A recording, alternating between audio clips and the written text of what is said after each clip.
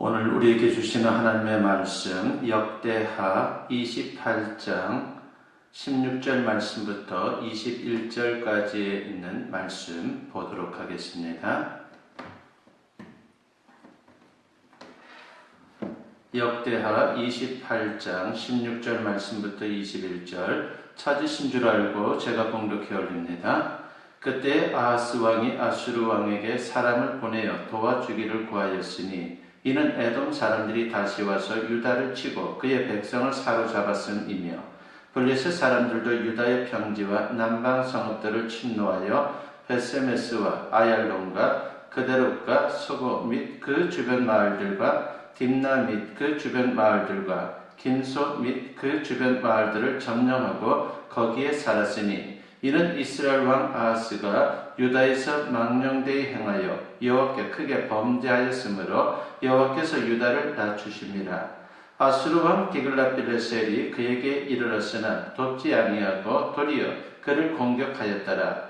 아하스가 여호와의 전과 왕궁과 방백들의 집에서 재물을 가져다가 아수르 왕에게 주었으나 그에게 유익이 없었더라. 아멘. 오늘 실패하지 않으려면 이라고 하는 제목으로 여러분과 같이 은혜를 나누고 도전을 받고자 합니다. 우리 인간은 의존적인 존재입니다. 오직 하나님만 외부의 도움 없이 스스로 계시는 자존적 존재라 이렇게 말할 수가 있죠. 그래서 인간이 의존적 존재라고 하는 것은 우리가 한자의 사람 인자를 봐도 충분히 알 수가 있습니다. 비스듬히 기대어 있는 형상, 인간은 혼자 살 수 없다는 것을 우리에게 말하고 있는 것 같습니다. 누군가의 혹은 무엇인가의 도움이 필요합니다. 그것은 모든 인생들이 다 똑같다라고 하는 것이죠. 그런데 가장 확실한 도움은 두말할 필요도 없이 하나님의 도움입니다.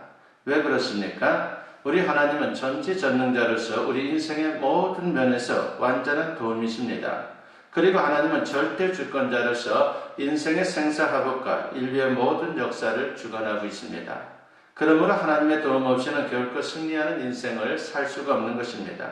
하나님 외에 인간의 도움이나 세상 그 어떤 도움도 불완전하고 제한적일 뿐입니다. 그럼에도 불구하고 어리석은 인간은 하나님을 제쳐놓고 엉뚱하게 세상을 더 의지하며 살아가고 있습니다. 그런데 나중에 보면은 세상의 것들이 인생을 완전히 책임져 주지 못한다라고 하는 것을 깨닫게 됩니다. 오늘 본문에 보면 하나님을 제쳐놓고 세상만 의지하다가 실패한 사람이 등장하고 있습니다. 그 주인공이 바로 아하스입니다. 그는 남유다 왕국의 제12대 왕으로서 유다 역사상 가장 사악한 왕으로 북이스라엘의 아합 왕에 비교되는 그러한 인물입니다. 아하스는 제 딴에는 나라를 부강하게 하려고 했지만은 실패하고 말았습니다. 자기도 망하고 나라도 망쳤습니다. 이유가 뭡니까? 하나님을 배반하고 세상과 짝했기 때문입니다. 세상이 자기 편이 되어줄 것이다 라고 생각했는데 나중에 보니까 모두가 등을 돌리는 그러한 상황이 되고 말았습니다. 그렇습니다.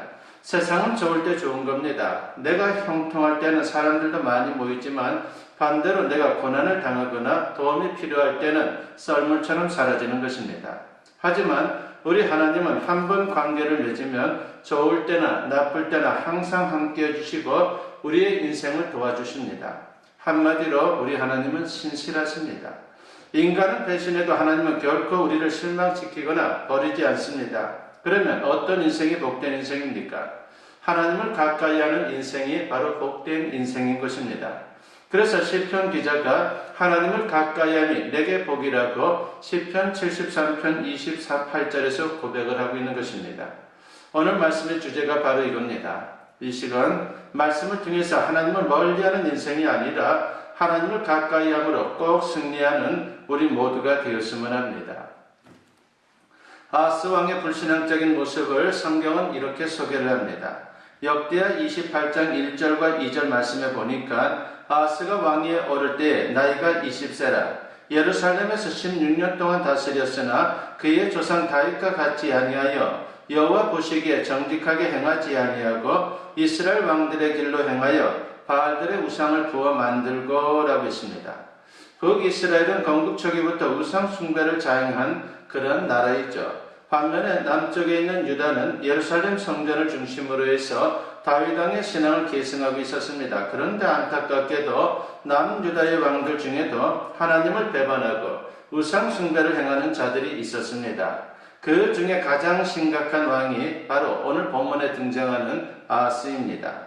구약 성경 가운데에 역사서가 있습니다. 즉 우리가 갖고 있는 열왕기 상하 그리고 역대기 상하가 바로 역사서이죠. 바로 여기에 보면 이스라엘 역대 왕들의 신앙을 언급할 때마다 항상 등장하는 인물이 있습니다. 바로 그 인물이 다윗입니다. 왕들을 평가하는 기준이 다윗의 신앙이었던 것입니다. 남북이 분열되면서 북쪽 이스라엘 왕국을 건국한 여로보암이라고 하는 사람이 있습니다. 바로 이 여로보암 왕은 그 반대의 길을 걸어간 사람입니다. 정권 유지를 위해서 백성들을 우상 숭배로 이끌었습니다. 그 후에 북이스라엘 왕들도 계속해서 그 길을 걸었습니다. 그래서 역사서를 보면 역대 왕들이 다윗의 길로 혹은 여로보암의 길로 갔다라고 그렇게 묘사를 합니다. 다윗의 길은 어떤 길입니까? 하나님을 가까이 하는 신앙의 길이고 여로보암의 길은 하나님을 배반하고 우상을 숭배하는 불신앙의 길인 것입니다. 다윗의 길을 갔던 왕들은 모두 승리했지만 여로보암의 길로 갔던 왕들은 모두 실패하고 말았습니다. 아하스가 계속 하나님을 거역하자 결국은 하나님께서 진노하게 됩니다. 그에게 그리고 남유다에 하나님의 징계가 임한 것입니다. 오늘 본문에는 전쟁으로 징계를 하는 모습이 나옵니다. 아하스 왕 당시에 계속되는 외세 침략이 있었습니다. 당시 국제정세는 마치 우리나라의 상황과 비슷했습니다. 남북이 분단되어 있고 주변의 열강들로 둘러싸여 있습니다. 그래서 남과 북이 열강들과 동맹을 맺고 서로 대립하는 그러한 양상을 띄었습니다. 먼저 아람과 북이스라엘이 함께 남유다를 침공했습니다. 그 내용이 역대하 28장 5절과 6절 말씀입니다. 그러므로 그의 하나님 여호와께서 그를 아람 왕의 손에 넘기심에 그들이 쳐서 심히 많은 무리를 사로잡아 다메섹으로 갔으며 또 이스라엘 왕의 손에 넘기심에 그가 쳐서 크게 사륙하였으니 이는 그의 조상들의 하나님 여호와를 버렸습니다. 르말랴의 아들 베가가 유다에서 하루 동안에 용사 12만 명을 죽였으며 라고 했습니다. 아하스의 불신앙의 결과로 북이스라엘 왕 베가의 군대가 무려 12만 명을 사륙했다라고 소개를 합니다. 그리고 역대하 28장 8절에 보면은 20만 명을 포로로 끌고 가다가 5대 선지자의 만류로 풀어주는 그런 일까지 있었습니다. 그래도 정신을 못 차린 아하스에게 하나님께서 계속 징계를 내립니다. 이번에는 에돔과 블레셋이 유다를 침공한 것입니다. 본문 17절부터 19절 말씀에 보니까 이는 에돔 사람들이 다시 와서 유다를 치고 그의 백성을 사로잡았음이며 블레셋 사람들도 유다의 평지와 남방 성읍들을 침노하여 베세메스와 아얄론과 그데롯과 서고 및 그 주변 마을들과 딥나 및 그 주변 마을들과 김소 및 그 주변 마을들을 점령하고 거기에 살았으니 이는 이스라엘 왕 아하스가 유다에서 망령되이 행하여 여호와께 크게 범죄하였으므로 여호와께서 유다를 낮추심이라 하겠습니다. 에돔이 공격하여 백성들을 포로로 끌고 갔습니다. 그리고 블레셋은 침노하여 아예 유다 여러 마을에 진치고 살았습니다. 이유가 뭡니까? 아하스가 망령되이 행했기 때문입니다. 모든 고난은 하나님께 가까이 오라고 하는 신호입니다. 물론 의로운 고난도 있지만 그때도 우리가 하나님께 더 가까이 가면 진정한 승리를 경험할 수 있습니다. 특히 하나님께 범죄함으로 징계를 당하는 경우라면 속히 하나님께 돌아와야 합니다. 만약 돌아오지 않으면 매의 강도는 점점 강해진다라고 하는 것입니다. 그런데 아하스가 어떻게 합니까? 계속해서 하나님과 상관없이 살아가는 그러한 모습을 성경은 소개합니다. 본문 16절 말씀에 보니까 그때 아하스 왕이 아수르 왕에게 사람을 보내어 도와주기를 구하였으니 라고 했습니다. 회개하고 하나님께 돌아와야 하는데 반대로 하나님에게서 더 떠나버리는, 더 멀리 떠나가는 그러한 모습, 그래서 외세의 도움을 구하고 있는 그러한 모습을 성경은 소개하고 있는 것입니다. 당시 신흥강국 아수르에게 원병을 요청한 것입니다. 그 결과가 어떻게 됐습니까? 자신의 생각대로 됐습니까? 그렇지 않습니다. 본문 20절과 21절에 보니까 아수르 왕 디글랏빌레셀이 그에게 이르렀으나 돕지 아니하고 도리어 그를 공격하였더라. 아하스가 여호와의 전과 왕궁과 방백들의 집에서 재물을 가져다가 아수르 왕에게 주었으나 그에게 유익이 없었더라 하겠습니다. 아수르 왕에게 도와달라 했더니만은 오히려 공격을 하는 것입니다. 심지어 아수르 왕에게 아하스가 뇌물을 바치는 그러한 상황까지 되었습니다. 하나님의 성전에서 왕궁에서 그리고 관리들에게서 공출해서 몽땅 다 갖다 바쳤습니다. 그러고도 엄청난 손실을 보았다라고 하는 것입니다. 고집 부리다가 망한 것입니다. 여러분, 하나님 앞에서 고집 부리면요 망하는 것밖에 없는 것입니다. 하나님이 도와주지 않는데 누가 도와줍니까? 그런데 아하스의 고락선회를 보십시오. 본문 22절 말씀에 보니까 이 아하스 왕이 공고할 때에 더욱 하나님께 여호와께 범죄하여라고 했습니다. 고난 가운데 죄를 더한 것입니다. 죄에 대해서 돌이켜서 회개하고 주님의 백성으로 나와야 되는데 고난 속에서 오히려 죄를 더하는 그러한 모습을 보였습니다. 하나님을 가까이 오라 말씀하시는데 아하스는 더 하나님에게서 멀어졌습니다. 심지어 다메섹 신에게 제사를 드립니다. 백성들의 신앙생활을 방해합니다. 각 성읍에 우상을 세웁니다. 이 모든 게 하나님의 진노를 더 촉발하고 말았습니다. 본문 25절 하반절에 보니까 그의 조상들의 하나님 여호와를 진노하게 하였다라고 했습니다. 얼마나 안타까운 일입니까? 사람이 살다가 하나님께 잘못할 수 있습니다. 무지해서 연약해서 멀어질 수도 있습니다. 그러나 중요한 것은 속히 돌아오는 것입니다. 요엘서 2장 12절과 13절에 보면은 여호와의 말씀에 너희는 이제라도 금식하고 울며 애통하고 마음을 다하여 내게로 돌아오라 하셨나니 너희는 옷을 찢지 말고 마음을 찢고 너희 하나님 여호와께로 돌아올지어다. 그는 은혜로우시며 자비로우시며 노하기를 더디하시며 인애가 크시사 뜻을 돌이켜 재앙을 내리지 아니하시나니라고 했습니다. 이제라도 돌아오라는 겁니다. 그러면 하나님께서 살려주시고 도와주신다는 겁니다. 하나님은 오래 기다리십니다. 그러나 영원히 기다려주지는 않습니다. 물리학의 탄성 한계라는 것이 있습니다. 금속 같은 것에 힘을 주면요 늘어납니다. 스프링을 한번 생각해 보십시오. 힘을 주면 스프링이 늘어나지 않습니까? 반대로 힘을 빼면 다시 복원이 됩니다. 그런데 힘을 너무 많이 주면요 복원되지를 않습니다. 복원될 수 있는 범위를 가리켜서 탄성 한계라고 그렇게 부릅니다. 그런데 이 한계치를 넘어가면요 복원되는 것이 아니라 끊어지고 맙니다. 신앙생활도 마찬가지입니다. 우리가 하나님에게서 멀어질 수 있습니다. 실수할 수 있습니다. 잘못할 수 있습니다. 그러나 십자가 앞에 나아가 회개하면요 얼마든지 깨끗함을 받을 수 있고 새로운 인생을 살 수가 있습니다. 하나님께서 받아주시고 회복시켜주시고 게다가 그의 인생을 축복까지 해주신다라고 하는 것입니다. 그런데 계속 고집부리고 회개하지 않으면요 곤란한 상황에 직면할 수밖에 없습니다. 결국은 죄 가운데 멸망하는 것밖에 없는 것입니다.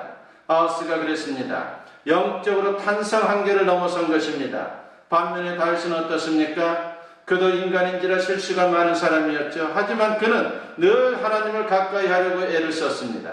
혹시 멀어졌다가도 다시 돌아오는 그런 모습을 보였습니다. 다윗이 사울에게 쫓기다가 너무 힘드니까 블레셋 국경을 넘어서 블레셋 왕에게 투항을 했습니다. 그렇게 해서 시글낫이라고 하는 곳에 살다가 나중에 이스라엘과의 전쟁이 벌어진다라고 하는 그 상황 속에서 이제 그 전쟁에 끌려나갈 수밖에 없는 상황이 되었죠. 어떻게 됩니까? 다행히 블레셋의 신하들이 반대해서 그 대열에서 빠질 수 있었습니다. 만약에 이스라엘과의 전쟁에 다윗이 나갔다고 한다면요 어떻게 이스라엘의 왕이 될 수 있었겠습니까? 그런데 사흘 동안 잠시 시글락을 비운 사이에 아말렉이 그곳에 쳐들어와서 불을 지르고 부녀자들을 다 잡아갔습니다. 참담한 상황입니다. 부하들까지 이성을 잃고 다윗을 죽이려고 합니다. 그때 다윗이 어떻게 합니까? 사무엘상 30장 6절에 보니까 백성들이 자녀들 때문에 마음이 슬퍼서 다윗을 돌로 치자니 다윗이 크게 다급하였으나 그의 하나님 여호와를 힘입고 용기를 얻었다라고 했습니다. 다윗이 위기 가운데 하나님께 돌아와서 하나님만 바라보고 도움을 구하자 거기서 사는 역사가 나타났다라고 하는 것입니다.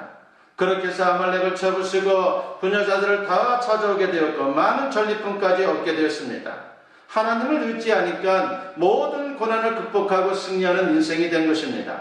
시편에 나타난 그의 신앙 고백을 보면요 그러한 상황들을 우리가 잘 알 수 있습니다. 시편 34편 6절과 7절에 보니까 이 공고한 자가 부르짖음에 여호와께서 들으시고 그의 모든 환난에서 구원하셨도다. 여호와의 천사가 주를 경외하는 자를 둘러 진치고 그들을 건지시는도다 라고 했습니다.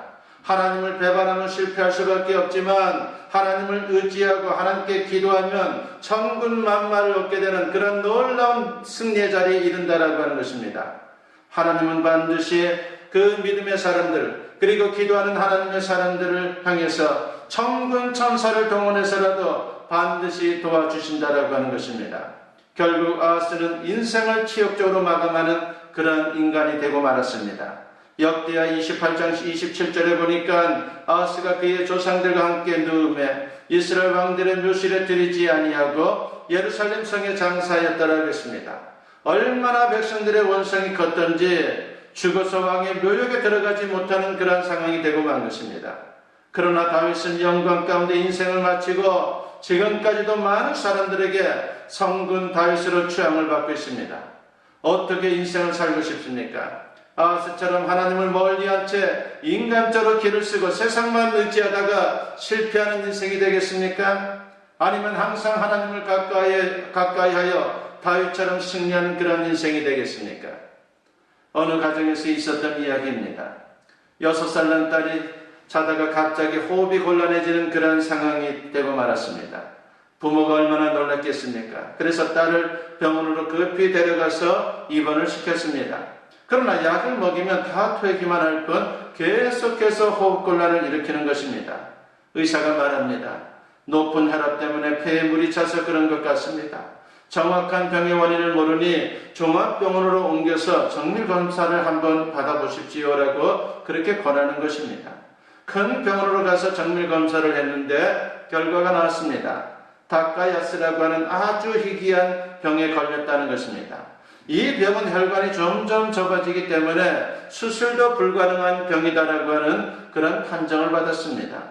의사가 말합니다. 한쪽 심장은 이미 죽었고 앞으로도 심장이 멈추거나 머리 혈관이 터지면 큰일입니다. 이제 얼마 가지 못할 것 같습니다 라고 하는 그런 부정적인 말을 하는 것입니다. 부모가 얼마나 절망했겠습니까? 힘이 쭉 빠지는 그런 마음밖에 없었습니다. 그래서 딸을 할머니께 맡기고 기도원으로 이 부부가 들어가게 됩니다. 기도합니다. 하나님 불쌍히 여겨주시고 우리의 딸을 고쳐주시옵소서. 사랑하는 딸을 고쳐주시옵소서. 주님의 능력만 믿을 뿐입니다. 주님이 함께 하셔야 됩니다. 주님이 역사해 주셔야 됩니다라고 그렇게 간절한 마음으로 닷새 동안 열심히 금식하며 기도를 하게 되었습니다. 그러자 하나님께서 고쳐주실 것이다라고 하는 확신이 생겼습니다. 그래서 기도원에서 돌아오는 즉시 딸을 붙들고 기도합니다. 그런데 놀랍게도 딸의 얼굴에 혈색이 돌아오고 팔다리에서 힘이 생기면서 살이 붓기 시작하는 그런 놀라운 역사가 나타났습니다. 딸은 죽음의 병을 이기고 정상이 되었습니다. 그래서 이들 부부는 기적을 베푸신 하나님께 감사와 영광을 돌리는 참으로 아름다운 인생을 살게 되었다라고 하는 이야기입니다. 의사는 알 수 없어도 약으로는 고치지 못해도 하나님은 하실 수 있습니다. 사람은 못해도 하나님은 하십니다. 하나님께는 불가능이 없습니다. 하나님 앞에 기도하고 그분을 의지하고 하나님의 도움을 받는 그러한 인생을 추구하는, 그래서 주님의 놀라운 능력을 체험하는 우리 모두가 되었으면 합니다. 요즘처럼 코로나19로 사방이 얼마나 뒤숭숭합니까? 이때 세상이 더 두려워지고 세상 염려가 우리의 심령과 우리의 삶 속에 밀려오는 것 같은 생각이 듭니다. 그럴수록 하나님을 더 의지해야 합니다.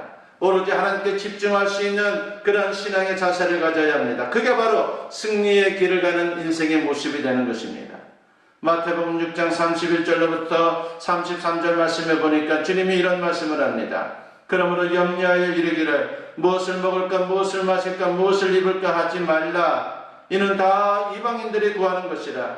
너희 하늘 아버지께서 이 모든 것이 너에게 있어야 할 줄을 아시느니라. 그런즉 너희는 먼저 그의 나라와 그의 의를 구하라. 그리하면 이 모든 것을 너희에게 더하시리라. 아무쪼록 이 말씀을 굳게 붙들고 오직 하나님만 의지하고 하나님 뜻대로 살면서 하나님의 풍성한 축복을 맛볼 수 있는 저와 여러분 모두 될 수 있기를 주님의 이름으로 간절히 축원합니다. 기도드립니다. 사랑과 은혜가 충만하신 아버지 하나님 감사합니다. 우리는 세상을 살면서 하나님을 믿기보다는, 주님을 의지하기보다는, 주님을 바라보기보다는 세상을 더 바라보고 세상에서 방법을 찾고자 하는 그런 모습이 얼마나 많은지 모릅니다. 이런 우리의 모습을 주님 용서하여 주시옵소서. 이제 아하스왕과 같은 그런 모습이 되지 않게 하시고 다윗과 같이 철저하게 주님만 의지하고 바라보는 신앙으로 주님의 백성답게 세상을 살아가는 우리 모두가 되게 하여 주시옵소서. 그래서 넉넉히 세상을 이길 수 있는, 그리고 그 가운데 하나님의 영광을 나타낼 수 있는 우리 모두가 되게 하여 주시옵소서. 감사드리옵고 예수님의 이름으로 기도드리옵나이다. 아멘. 축복 기도드립니다. 이제는 우리 주 예수 그리스도의 은혜와 아버지 하나님의 무궁하신 사랑하심과 성령의 감화감동 역사 충만하심이 오늘 주님께 예배로 영광 돌리며 선포된 말씀과 같이 오로지 주님만 의지하고 주님께 가까이 나가는 신앙을 통해서 주님 예비하신 승리의 자리에 서기를 소원하고 다짐하며 세상을 향하는 주님의 사랑하는 백성들 위해 지금으로부터 영원토록 함께 하시기를 간절히 축원하옵나이다. 아멘.